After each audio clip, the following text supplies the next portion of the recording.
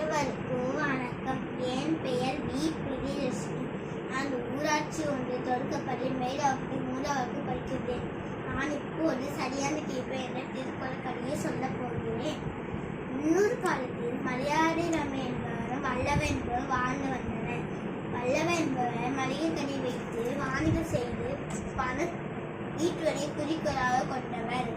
முறையாக வரியும் அரசுக்கு செலுத்த மாட்டார். அப்போது மலையாளி ராமன் நீதிபதியாக அந்த ஊருக்கு வந்தார்.